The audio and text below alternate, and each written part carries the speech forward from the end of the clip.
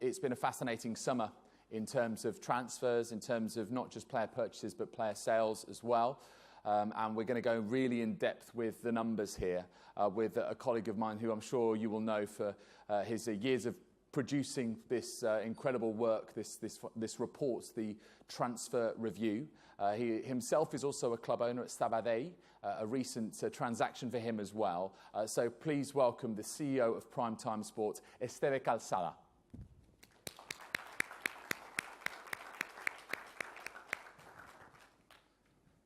Thank you, Esteve. Thank you. Esteve is going to do the presentation of the report, then we'll do some Q&A up here on stage, and then if you want to ask questions, there will be time for you to do so as well. Katie will hold the mic for you, and you can ask a question out loud to the rest of the room. Thank you very much. Esteve, over to you.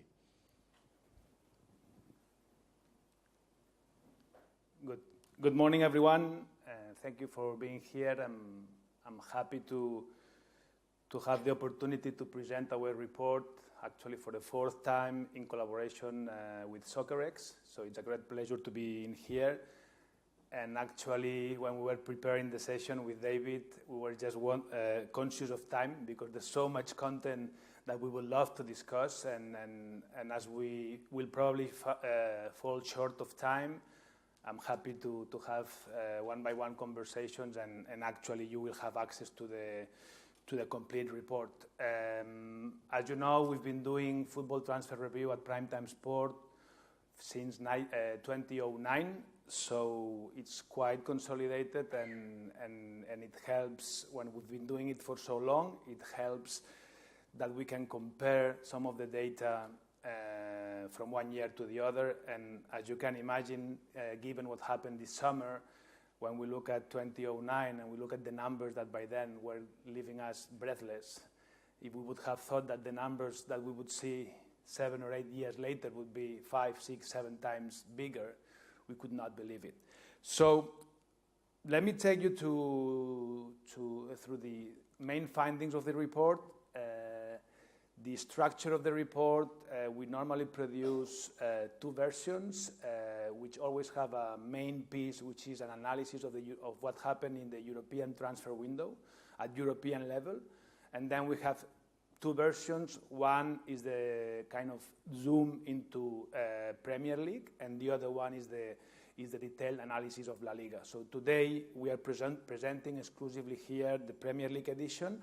And on Friday, we will be presenting at La Liga in an event hosted by the chairman, Javier Tebas. We will be presenting, like we've been doing in the last years, the La Liga edition at La Liga headquarters.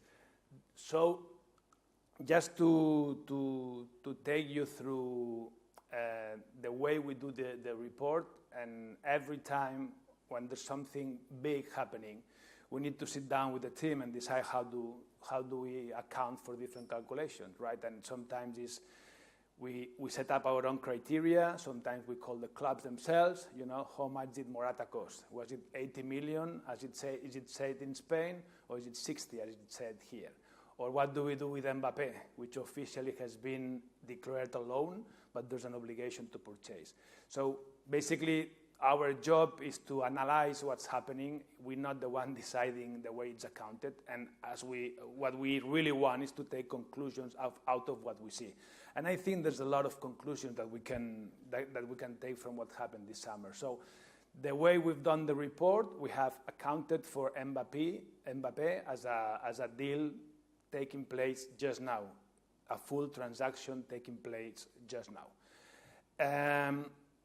And by the way, the numbers that you will see are normally including only the base transfer fees, not the add-on quantities. So let's start with this European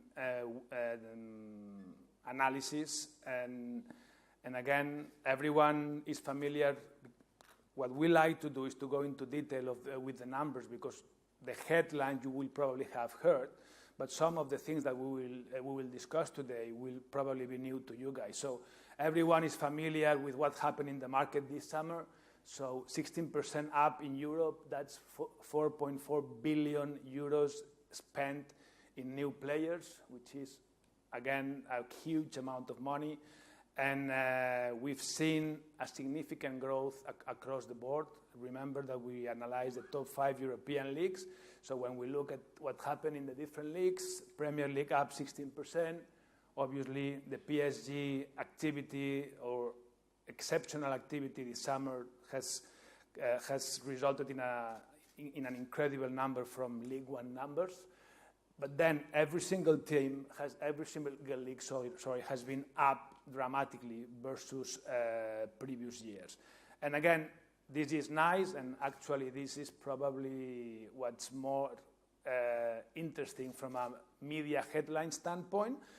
But it does not necessarily mean that everyone is just throwing away more money, or this is just not coming out of the TV right lucrative contracts, in our opinion, and we'll explain why. Another piece of information that we like to analyze is what we call polarization. And coming from Spain, when we were used to see Barcelona and Real Madrid accounting for 75, 80, 85% of the amount spent in every transfer window, when you see that this is changing, it's actually good news. So La Liga is showing the lowest percentage of polarization in terms of the transfers done by the top 4 teams in the league. Obviously, the opposite situation is in France because of this incredible activity by PSG. Premier League and Bundesliga continue to be the most even competitions with the lowest percentage of amount spent by the top teams. So when we talk about sales is when we start seeing the news here, and as I was saying before, yes, Premier League has grown 16% in investment, but we cannot forget, we have to realize that it has sold players for 832 million euros.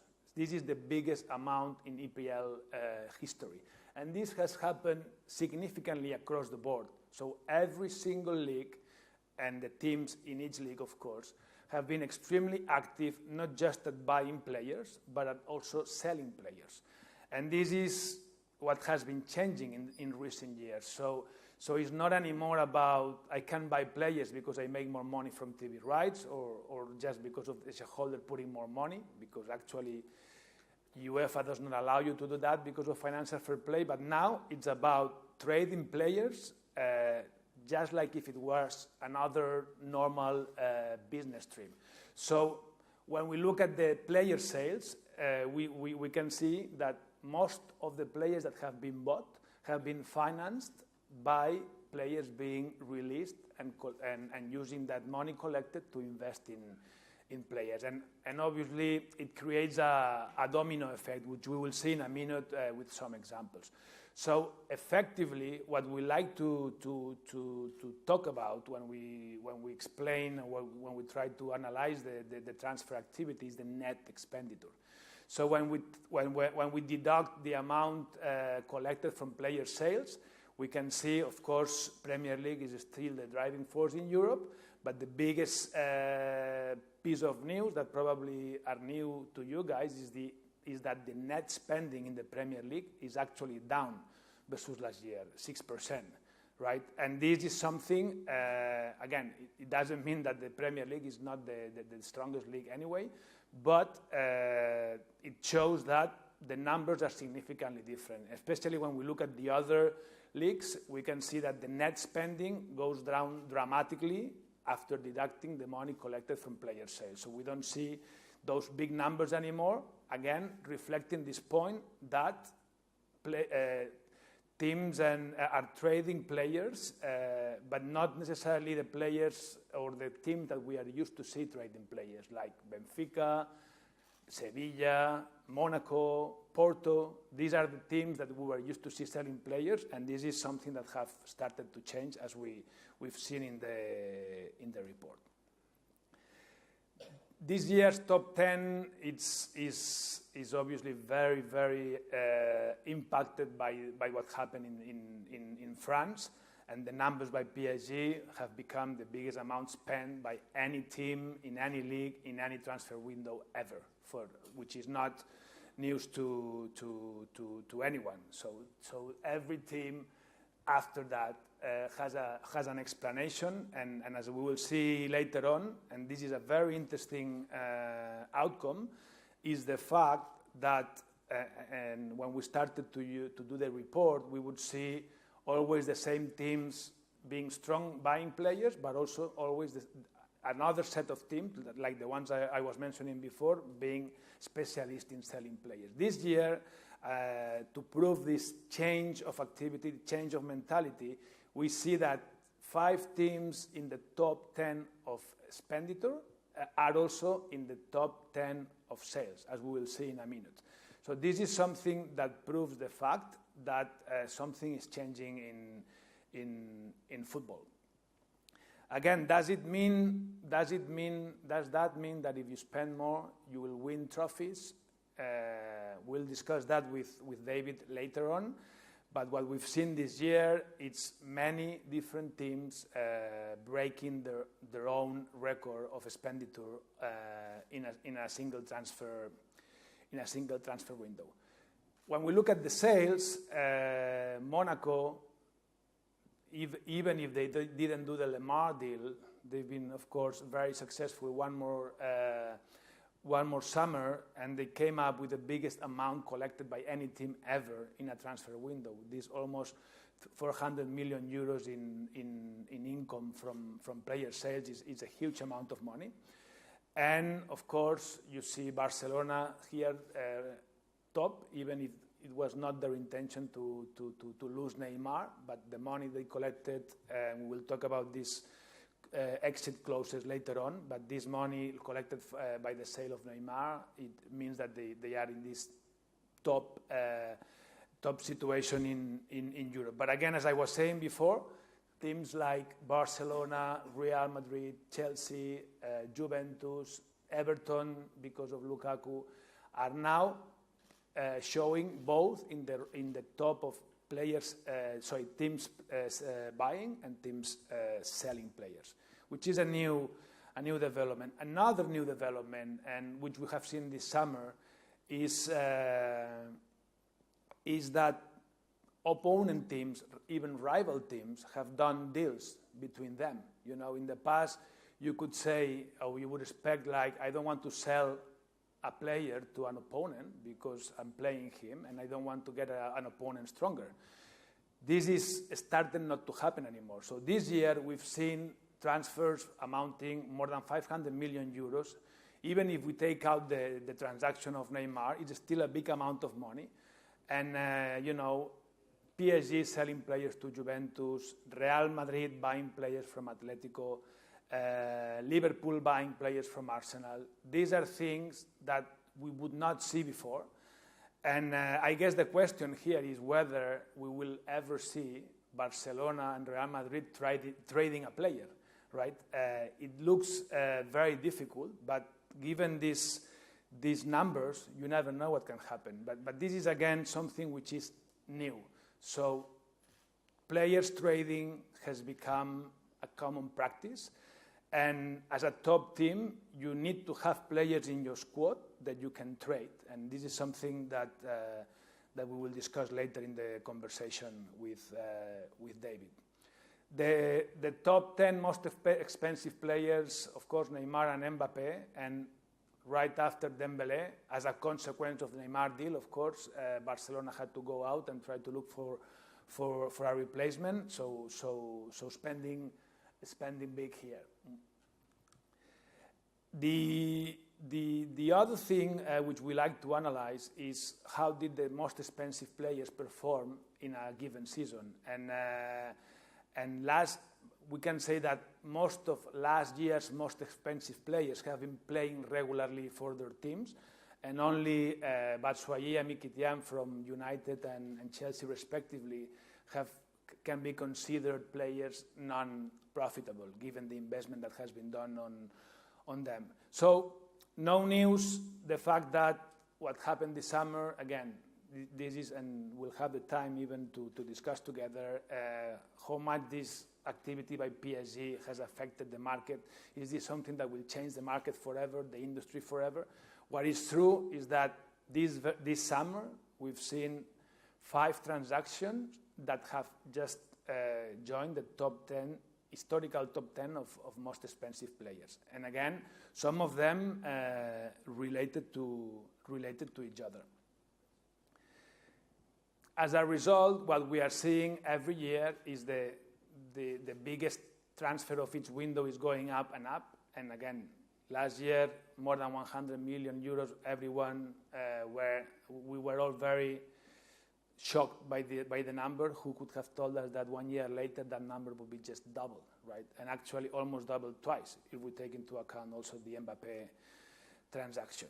So what we are seeing is just because of the need of finding good players, and sometimes the very good players are not for sale or just not affordable, what we have also seen is that the average age of the most expensive players has gone down. So if you look at this slide, over the last years, we've seen that more and more, the most expensive players are also the youngest. Just because, one, they are available or easier to be available, and two, there's a longer period of time to amortize the big investment. We will also talk about this later, but we've seen, the exit clauses are very common in Spain because they are forced by law into the teams, and they became very popular just because of the Neymar deal. But they've been around for a long time, and the report has basically drawn up those transactions that took place because of basically these clauses being triggered. And again, it's still a big amount of money.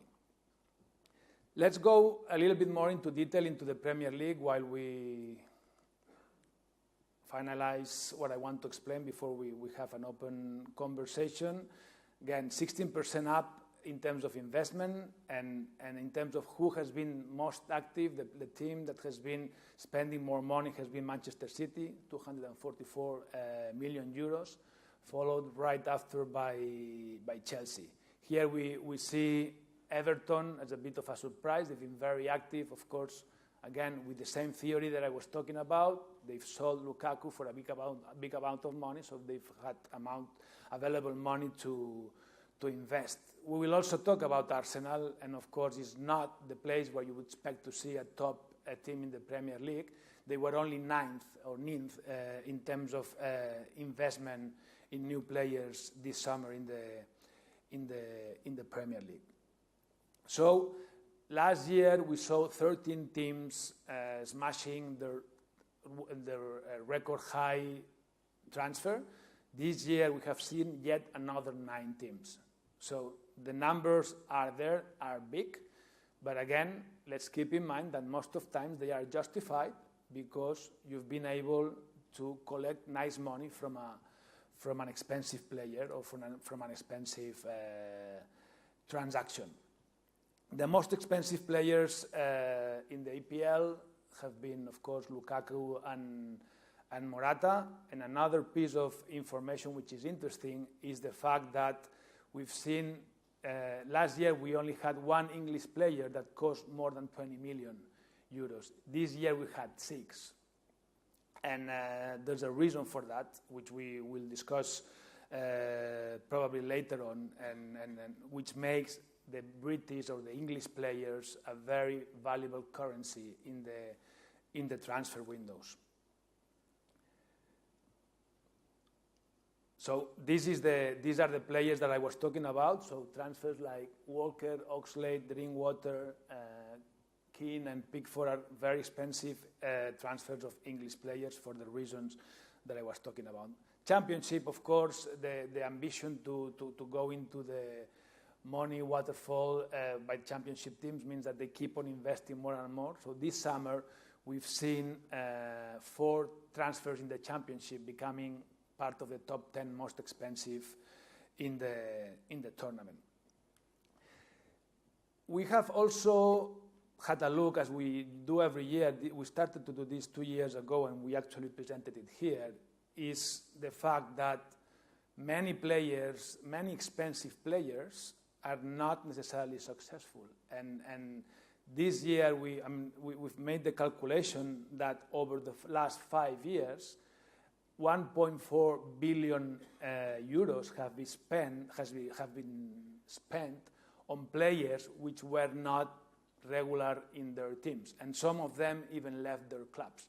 So we now keep on looking at this year on year, and from one year to the other, we've seen almost 500 million of worth of players that were just not delivering on what was expected, considering that we are talking players of more than 10 million euros. You normally want these players to be consistent in their teams. So examples of players that that cost a lot of money and that only last one season or not played enough.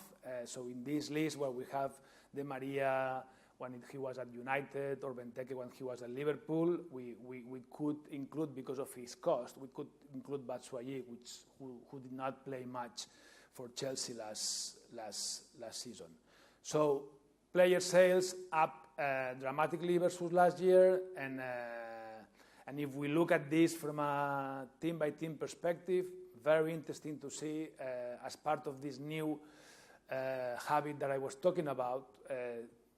Seeing Chelsea as number one in player sales is not necessarily what you would expect. So this is a bit of a new regime and a situation that is changing.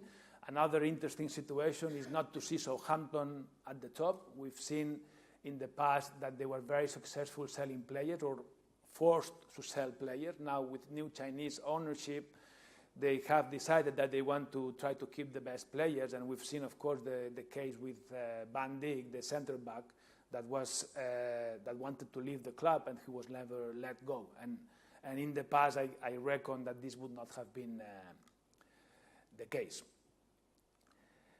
So, as we said, net spending in the Premier League 6% down, and then the last section that I want to cover very quickly is what we do in terms of how the squads have been set up for the new season. And here we analyze many different information, including, for instance, homegrown players. Arsenal is, for the second year in a row, the team in the Premier League that has more homegrown players in the squad. Is that good?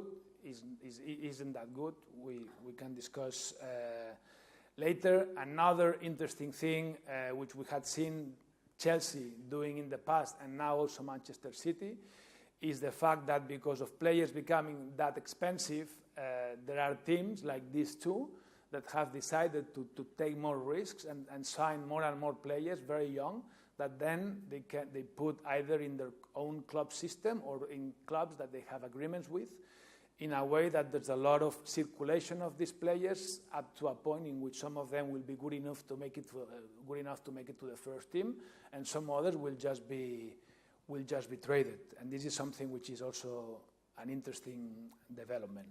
And finally, if we analyze the average stability of the squad, and again, knowing that Arsenal have been criticized because of not being active enough probably in the transfer window, what we see is, as a result of that, is that they have the highest average length or duration of players in their team. Is that good news? Is that bad news?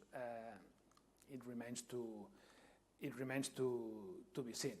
So this is what I wanted to share with you. The report is much more extensive and it's going to be available. Again, just to summarize, it's been a very rare or very strange transfer window, and obviously everyone has been talking about, is this a bubble, is this sustainable? And I think we have to take into account two very important factors here. PSG, which is kind of a different animal, and that has obviously affected dramatically what happened in the market. And number two is the fact that, yes, there's a lot of money being spent, but yes, there's also the same teams that are spending a lot of money are also making a lot of money from selling players. So as long as that money is flowing from and into the game, I think it should be okay. But we can then have a more detailed conversation with both David and then taking questions from you guys. Thank you very much. Come take a seat. Thank you very much indeed. We'll give you a little break to catch your breath momentarily. For those of you who are sharing this on the sort of internal messaging system and the ones that you sort of see the messages pop up on screen, thank you for doing so. It's hashtag is Soccerex. It's at Esteve Calzada on Twitter, at Sky Sports David as well. If you want to tag us in, we'd be happy for you to share as much of this as possible, and I think Esteve would be in agreement with that. So as Esteve mentioned, we'll continue this conversation up here on stage. We will also give you the opportunity to ask questions with the roving mics going around the room a little bit later. You mentioned the two significant factors that have really informed this body of work, and congratulations, by the way, that's a hell of a lot of work. But the one that I'm really interested in, of course, PSG is of real focus, but the training of players becoming standard amongst top teams. Why, and why now? I guess it has to do with the introduction of financial fair play, and some of these teams sometimes would find ways to get finance, either because of strong shareholders or either because getting access to loans, etc. Now the new system means that, as we know, you have to justify whatever you invest in revenues from the club. So it's not only about selling sponsorship which you cannot negotiate overnight. You cannot dramatically increase overnight season ticket sales. So all of a sudden, and you cannot again call the shareholder and ask him to put more money. So what is it that you do? You trade players, and players are also keen. Often, for different reasons, they are keen on being traded. So the reason for that is, at the end of the day, the players is the most valuable product in a club, and should be considered something that can be traded no matter how. But if on top of that you need to basically make your accounts work, there's no choice for you. With that in mind, 3 of the biggest transfers in history were made in this window: Neymar, Dembele, and as you mentioned, you're counting Mbappe because there is an obligation to purchase at the end. Is this therefore sustainable? Do you see the level of spending, because of the sales now being increased as well, do you see that carrying on in this vein in future? I think we need to see what happens with the analysis of PSG. And in principle, it looks difficult for them to be able to justify that they can finance those deals by the normal activity of the club. But as I was saying before, if what is invested is justified by income, it should be no problem. So in the past, you would see chairmen buying players thinking like, I'll pay in installments, I'll get a loan, I'll call the city mayor to get some money to help me in. Obviously, that's not happening anymore. So the teams are managed in a much more professional way. So they're not going to be able to spend money that they don't have. Even La Liga, for instance, is scrutinized in the activity by the clubs. So there's a very strict financial control, and they tell you exactly how much you can spend. So if they tell you that you can spend a specific amount, it's because you can really do it. So as long as you sell and generate revenues that justify the investment, it should be okay. Again, we need to set aside PSG, of course. Well, the other side of the PSG situation, of course, is Barcelona, and they eventually managed to sign Ousmane Dembele, but it took a while. They failed to sign Philippe Coutinho from Liverpool. Why, given that they've got 222 million euros burning a hole in their pocket, did they find it so hard in the transfer market this summer?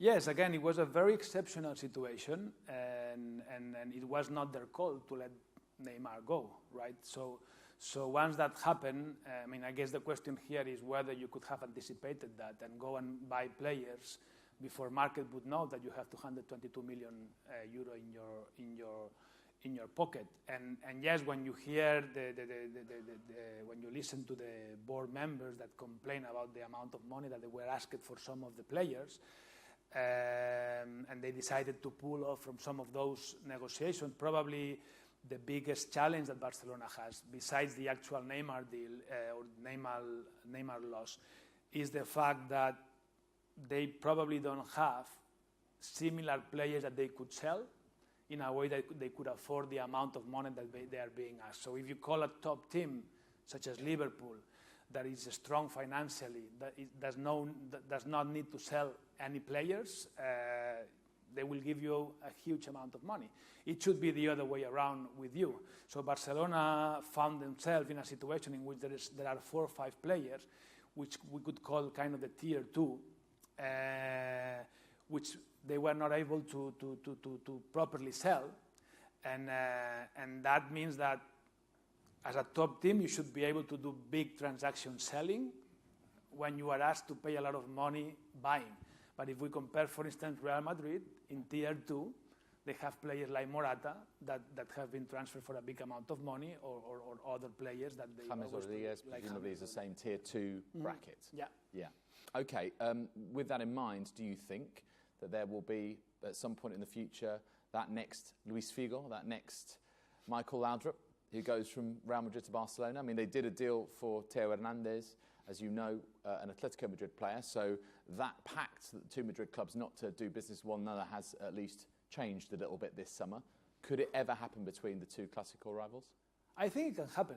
At some point of time, probably not with the current regime in both teams, but I think, I believe it should happen. Right? If I mean, there's a team that wants to buy a player and the player wants to go, and the other team wants to sell the player, why not? Those examples are very particular ones. And Figo moved directly because of triggering the clause. Laudrup had finished his contract when he went to Real Madrid, so there was no negotiation. So as far as I know, there's no example of a transaction yet which required a negotiation between both teams. What I can tell you for a fact is that each other are checking the release clauses for each of the players. Well, I mean, that's it, isn't it? I mean, were Real Madrid to offer 300 million euros for a certain Lionel Messi, that would create a very interesting situation. I can't see it happening myself, or at least can't see him moving. Now, let's talk a little bit about Premier League lines that have emerged from your report, Esther.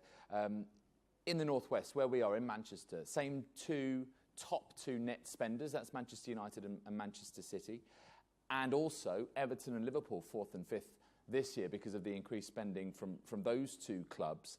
Is there a real sense of a power shift, certainly as far as the transfer market is concerned, away from London to the Northwest? Do you see it that way?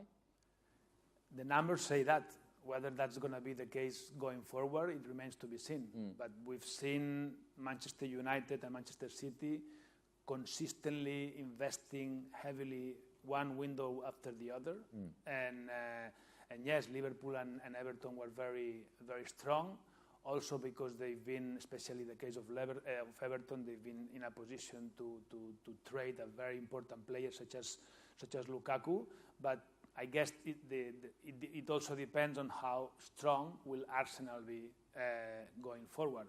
We also have Spurs, which is more because of positioning rather than anything else, that they don't jump into the big amount of money, and they keep on producing very valuable players. So if they continue with the same positioning, we should see more walkers going from Spurs to Manchester City, or going from London into the Northwest. Yeah. We'll talk about Arsenal in a moment. I think they're a particularly interesting point of focus. But what about Manchester City, though? Highest number of players leaving. Also, as we mentioned, the largest amount of money spent in this summer window. Does that give you the sense, trying to sort of draw some sort of conclusion from that there's a real sense of revolution, especially under Pep Guardiola, and he's been given the time to really explore and deliver that? I think there's 2 sets of players that have been brought by Manchester City. Those that were done, or those transactions that were done to deliver immediately in the first team, which we all know about. But then there's many others, which include some names that probably the audience doesn't know about, like young Brazilian players, young Spanish players, etc. So that have been bought to be put into the system of the club, so that they can be grown up and ultimately become a finished product that can make it either for the first team or can be traded afterwards, right? And that's again a consequence of the difficulty to buy players or finished product players at an affordable price. So another way of doing this is just like you can promote your homegrown players and your own academy, you can be more aggressive by signing very young players in a way that even if you get it wrong in 8 or 9 out of 10, the moment you get one that is good enough, it pays for the rest. And we've seen Real Madrid doing something similar in the past. You know, everyone is of course aware of Marco Asensio case, but there's others. So Marco Asensio, Ceballos that has been done from Betis this summer, but there's others that have been done and did not work quite well, right? But the risk is mitigated and it's spread over all of those transfers, if, as you say, you get the one that does work. Let's talk about Arsenal, though, because I thought it was particularly interesting as the notion of the most stable squad. Now, normally, you talk about stability in very positive terms in football because it's a world of continuous flux and that this is something that gives you, I suppose, a semblance of a notion of control when it's a very difficult market that's constantly changing. However, players staying on average 3.8 years. Arsenal have a current issue with players being in danger of running down their contracts. We've seen, Alexis Sanchez is not too far away, Mesut Ozil not too far away, Petr Cech not too far away, Oxlade-Chamberlain, we know he moved in the final year of his contract to Liverpool and they got decent money for him, but he did get that close. Is that a result of their management of player trading, which hasn't really particularly been that impressive, and actually the players holding power at Arsenal a little bit more? I think we should analyze each case separately, and I don't think this is something that comes from a specific strategy by the club. I think they found themselves in this situation. Of course, they are not stupid, and they've been trying to renew both Sanchez and Ozil, and even Oxlade for a long time, right? So I guess the key question here is how successful the team is on the pitch, because players want to be good players, want to be in teams that compete for the trophies and play Champions League regularly, right? Because those numbers, when we used to do the report at the beginning, we would see Barcelona showing up number 1 in terms of homegrown players, number 1 in terms of stability. That combined with great results on the pitch, you would say this is fantastic. In normal circumstances, we could say the same about Arsenal: stability, young players into the first team. And no matter what we analyze from Arsenal, we see them being 9th in terms of expenditure. Someone could say that's good because they don't need to buy, right? And tell Arsenal fans that. Exactly. I'm sure they'll agree. And of course, it doesn't work out because the team is not delivering. Is it to do with the image then of Arsenal as a club who are not readily associated with success anymore? Yes, there's winning the FA Cup, but that's, I think most Premier League teams would agree, relatively low on the list of priorities of all the silverware you could win. So is it more to do with that? The big name players aren't coming because Arsenal is not seen as a team that is as readily successful as your Manchester Cities, as your Manchester Uniteds, as your Chelseas, etc. I think there's definitely something in that for sure, and we know that Arsenal tried to do Lemar deal at the very end of the window.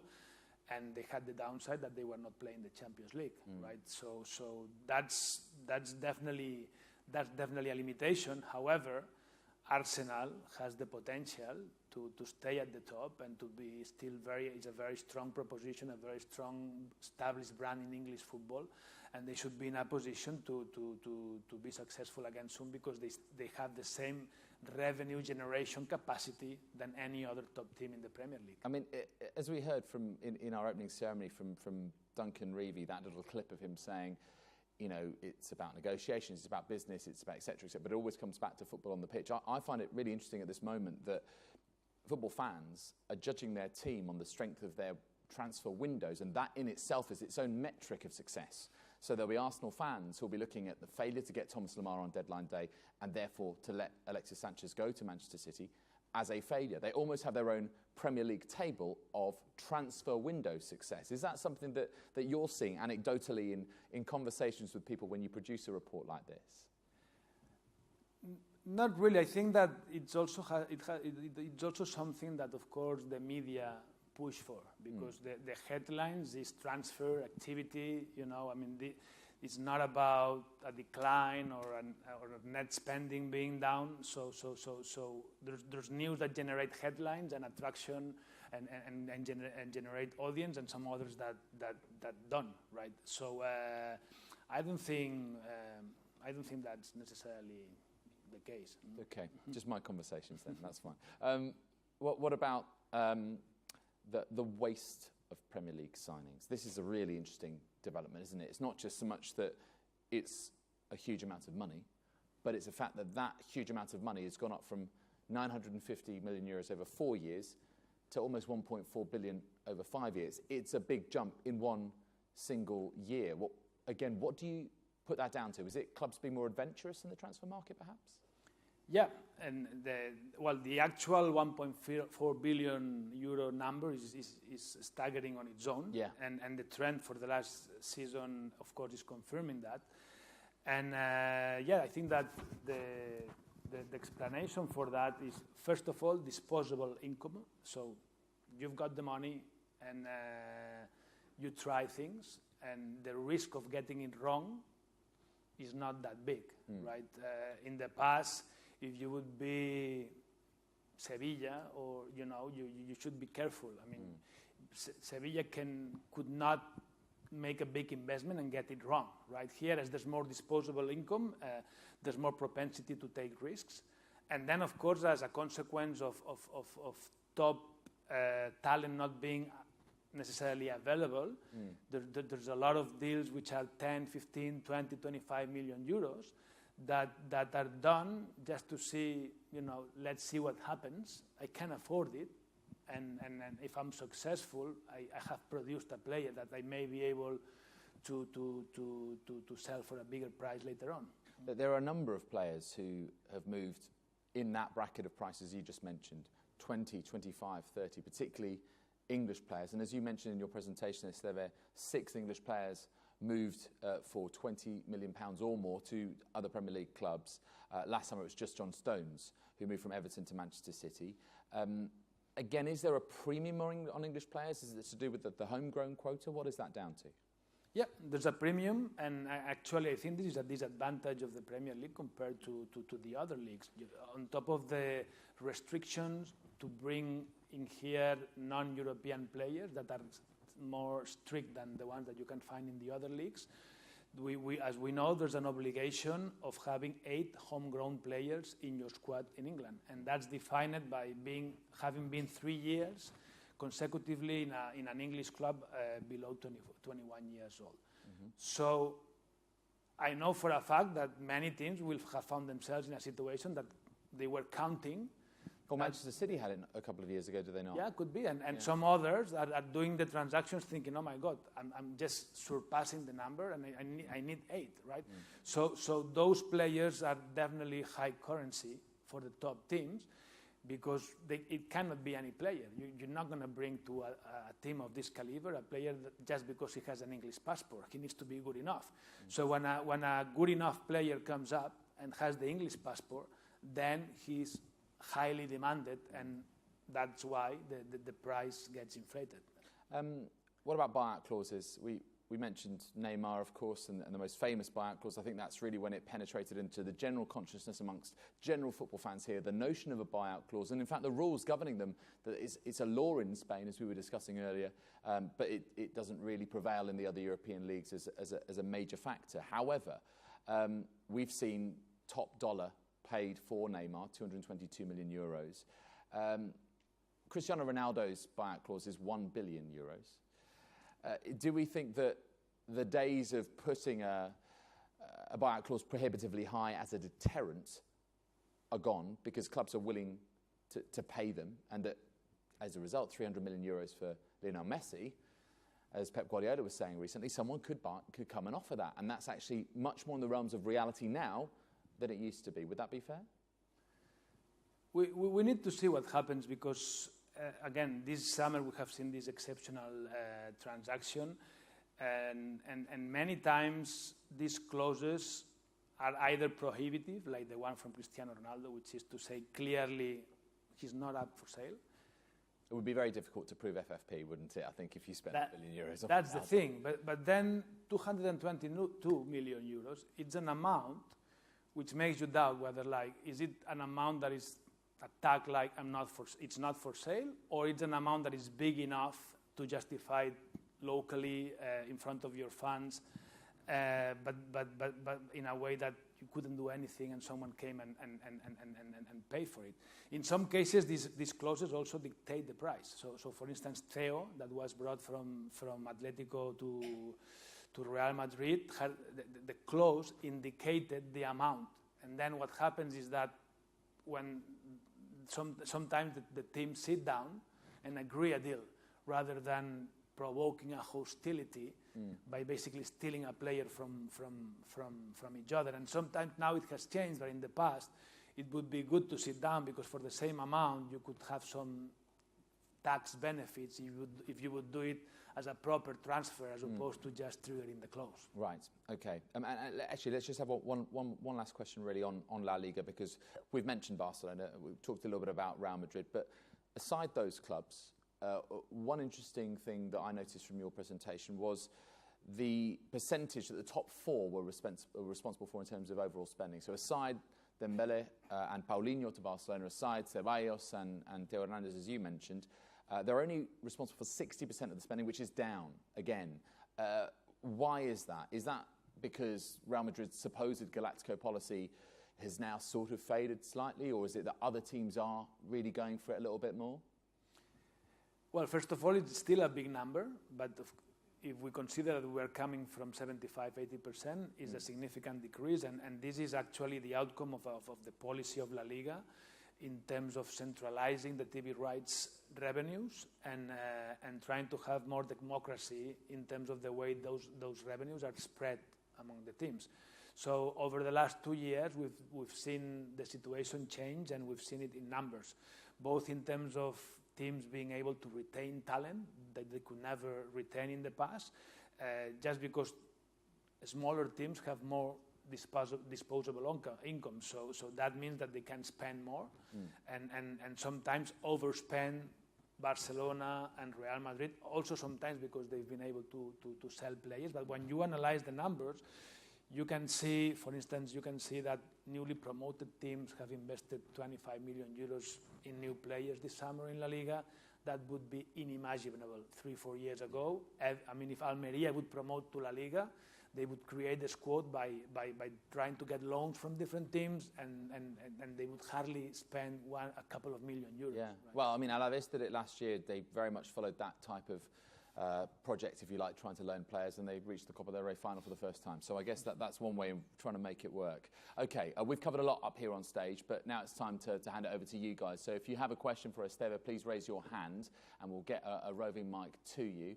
Casey, there's one just here on the right-hand side as I look, just in the middle of the audience. If you could say your name and where you're from as well before your question, that would be great. Thank you. My name is Murtala. I'm from Lagos, Nigeria. Thank you so much for your presentation.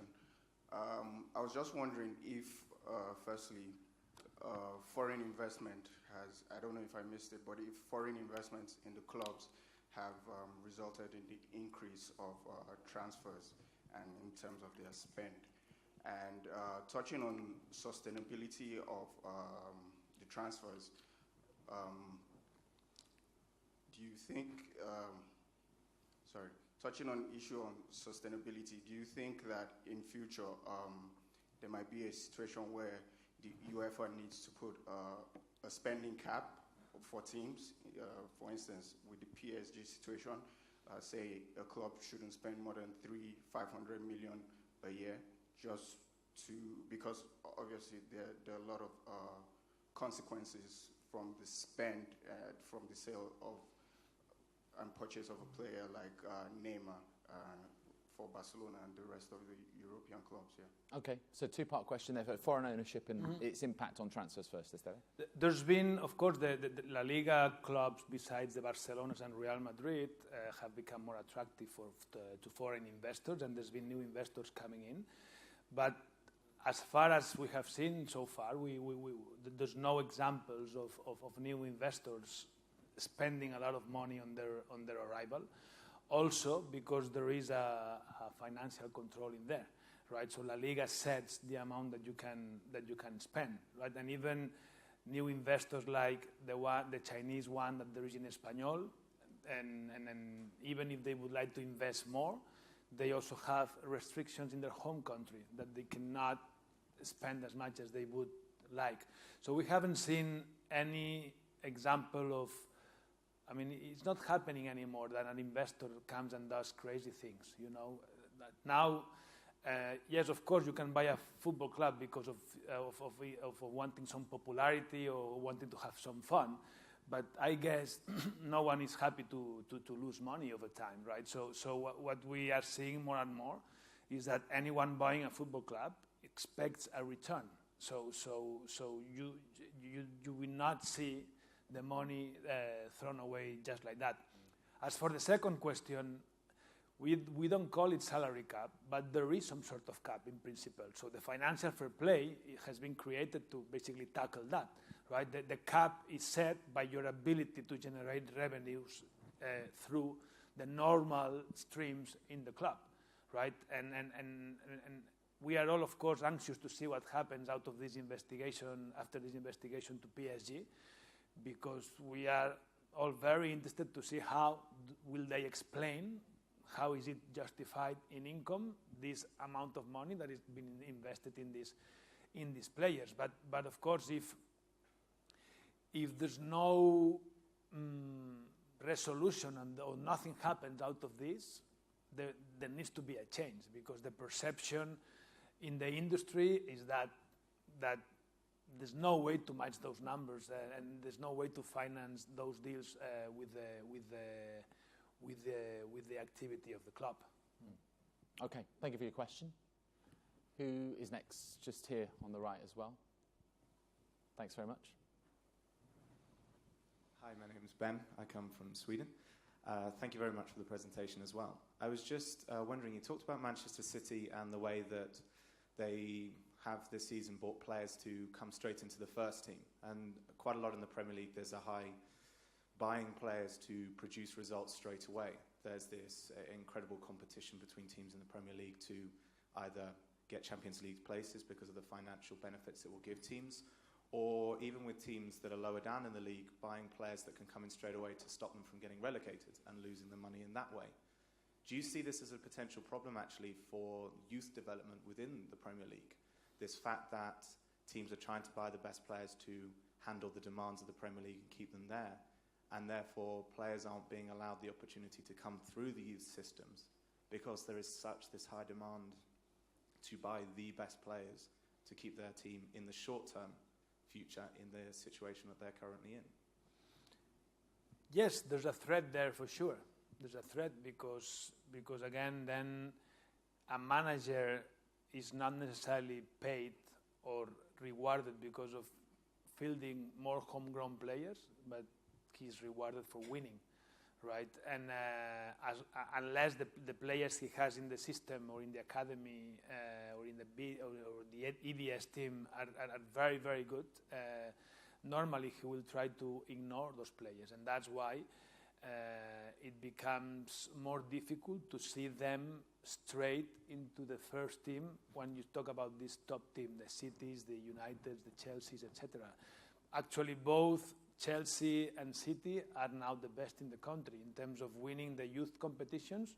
Basically, they win it all. The FA Cup, Under-18, the Under-20 Premier League, everything is won by these two teams.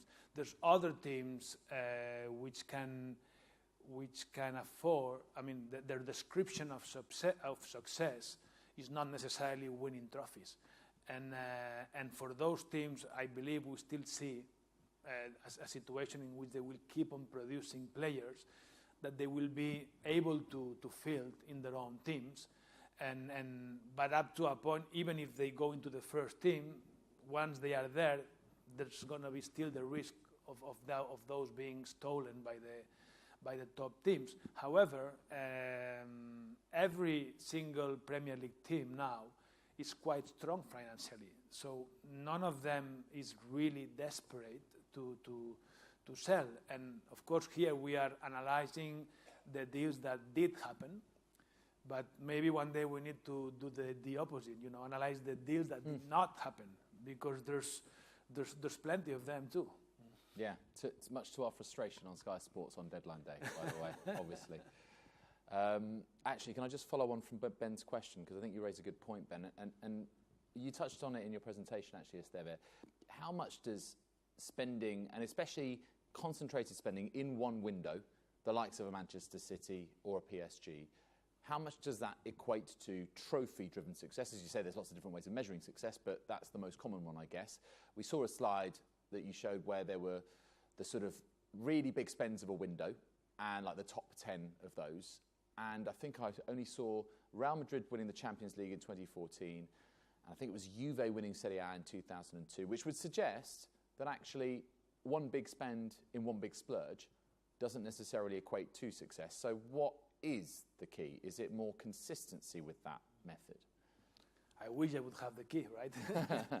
with this amount of money that we're talking about. I guess that if possible, because let's not forget that sometimes there's the pressure of the owner, the pressure of the fans to win. So every executive in a club would like to ask for time. Give us some time and we will deliver. But there's always this short-term pressure to win. And that's why sometimes you tend to spend a lot in one window, but then you cannot continue the same way the following window, just because you cannot afford it every window, right? So ideally, and I think that the top positions will be for those teams that can do consistent investment in teams, in new players, even if it's not necessarily always the biggest amount, but by definition, if you bring 10 players in one season, or 6 or 7, and even if all of those are expensive, you will always get players wrong. It's impossible to always get it right. So if you just concentrate the risk in one season, then it's more difficult. So you ideally, because you don't always have the choice. It also depends on how much money you have available. All of a sudden you find yourself that, like it happened with Spurs 4 or 5 years ago. They found themselves with 100 million euros from Bale. Mm-hmm. And then they did spend them, but most of players that came then are not anymore in the team, right? So it depends, but if I were to choose, or if I were to kind of predict what can happen, I guess the success will be for those teams that are in a position to do it consistently and in a sort of measured fashion, I suppose. Mm-hmm. Okay, great, thank you. Right, we've got time for a couple more. Please put your hand up if you'd like to ask us a question, or are we done? Let's have a look. Just glancing across. There's one lady just behind. Sorry, Ben. There's one just behind Ben there. Thank you, Katie. Hi there. Yeah, hi, my name is Stephanie. I'm from Switzerland. What do you think how do you see the role of hedge funds and financial institutions in the current market and going forward in supporting big clubs? And Sorry, how would this can you just repeat that? I didn't hear it myself. How do you see the role of hedge funds and financial institutions in support of this top dollar business in football? And how would you think that this could affect the market in creating a competitive edge or creating exclusivity, which might be frowned upon? Well, just like I was mentioning earlier, there's a lot of examples in which it's proven that investing in football can have a traditional financial return, right? So normally this should attract traditional financial institutions into the game. There's been a period of time in which these institutions would probably use this money for buying player rights which was then banned by FIFA, of course. So that the third-party ownership is of course forbidden. But in the past, there would be money like that. I want to buy 20% of this player, 25% of this player. With that not being possible anymore, I think there's a space for two different types of transactions by this type of institutions.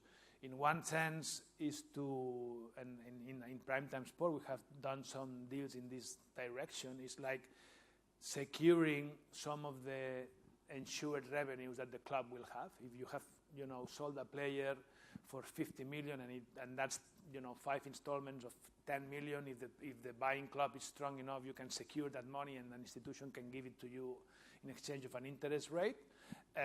That's one way, or just like, we all know that the TV revenues are solid revenues for the clubs, and that's also a way that these financial institutions, if a club needs to do a new stadium and has contracts that say that will make 150 million euros over the next 3 years, and they need the money now, even if it's meant to be collected over a period of time, there's a role there, as long as those contracts are secure enough for the financial institution, or as long as the financial institution decides the risk equation, right? So if that's not safe enough, maybe I charge a higher interest rate. So that's one way. The other way, it's linked to the actual acquisition of football clubs, right?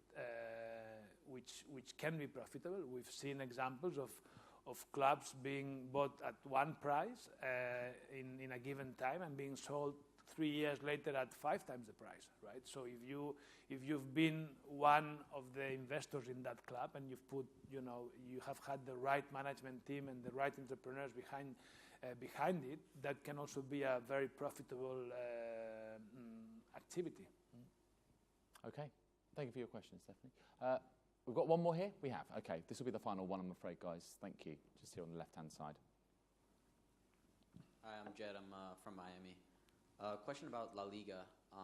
With the new distribution rights model, how long will it be before we see a more competitive top 5, top 10, as opposed to that usual top 2 or 3? I think it has become to be more competitive. It depends. I mean, you have Barcelona and Real Madrid, that's very difficult to change. But we have started to see at least Barcelona and Real Madrid losing games, which could not happen in the past. And that's already a change. And we have also started to see, a couple of years ago, Atletico was there for La Liga. Now one questions that Atletico now can be a good contender. And while it's still difficult that we see a champion soon that is not Barcelona or Real, what is a fact is that since this new income has come into the other teams, they are definitely more competitive. So they are bringing in better players. They can invest in transfers rather than just using loans. And more importantly, they can find themselves winning the top teams more often than it used to be in the past. In the past, we would see Barcelona or Real win La Liga with 100 points, or even more. That I don't think is going to happen anymore. And we have already seen, even if they are so strong, Real has already dropped a couple of points. In the second match, Barcelona dropped more points than ever last season, but they were still competing for La Liga until the very end. So I think it has become already more competitive, but probably not enough to see neither Barcelona or Real winning. But we'll still see some teams, Sevilla, Villarreal, Valencia, very, very successful and being able to Sevilla, for instance, last season, and you know it well, you do the program, were there. Yeah, until January, really. Yeah. Well, they were the first team to beat Real Madrid, weren't they, in La Liga? Exactly. And their unbeaten run. So that would never happen 3-4 years ago, and it has started to happen. Great. Ladies and gentlemen, thank you for your questions. Esteve has one brief media commitment after this, but I'm sure that, as he mentioned, you'd be around for a few one-on-ones if anyone has any private questions they want to ask him. But once again, please join me in thanking the CEO of Primetime Sport, Esteve Calzada. Thank you.